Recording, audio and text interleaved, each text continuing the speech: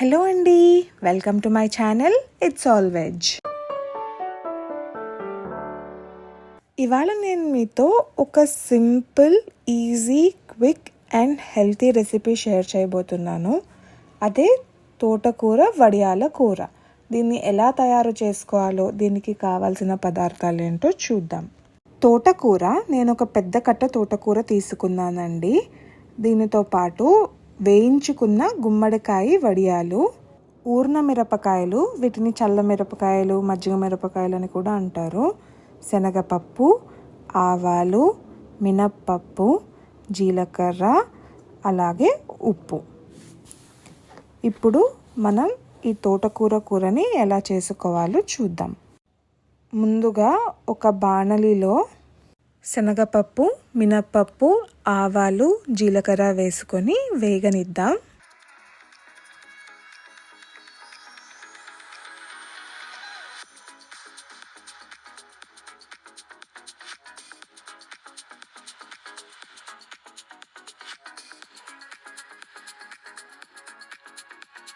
ఇప్పుడు ఊరిన మిరపకాయలని కూడా ఇలా చిన్న చిన్న ముక్కలుగా తుంచి వేసేసుకొని వేగనిద్దాము.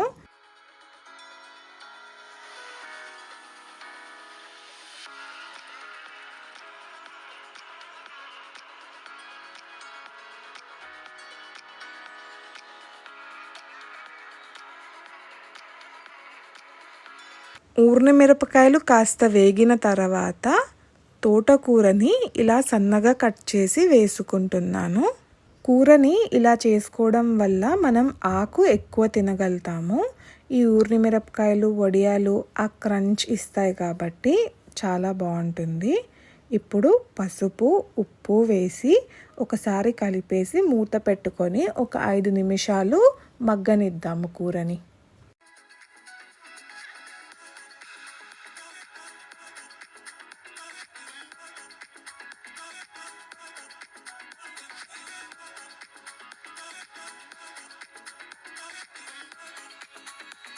తోటకూర ఇలా బాగా దగ్గర పడింది, బాగా మగ్గిపోయింది ఆకు కూడా. ఇప్పుడు ఒకసారి కలిపేసుకుందాం.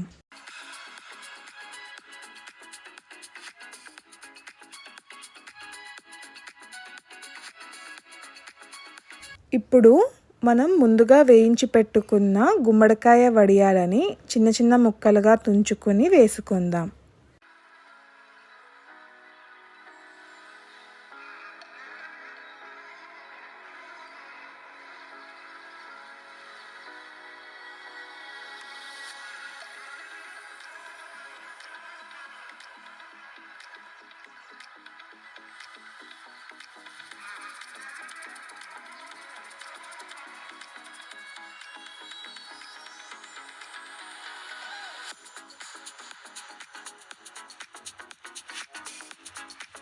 ఇలా బాగా కలిపేసుకుంటే అంతే, ఆరోగ్యానికి ఎంతో మంచిదైన తోటకూర వడియాల కూర రెడీ.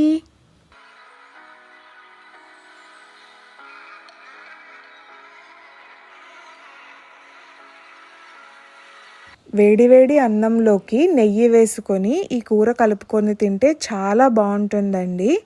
అలాగే రోటీ, చపాతీల్లోకి కూడా ఈ కర్రీ చాలా బాగుంటుంది. తప్పకుండా ట్రై చేయండి. మీకు కానీ నా ఈ రెసిపీ నచ్చినట్లయితే నా ఛానల్ని సబ్స్క్రైబ్ చేయండి. నా వీడియోస్ని లైక్ చేసి షేర్ చేయండి. Thank you.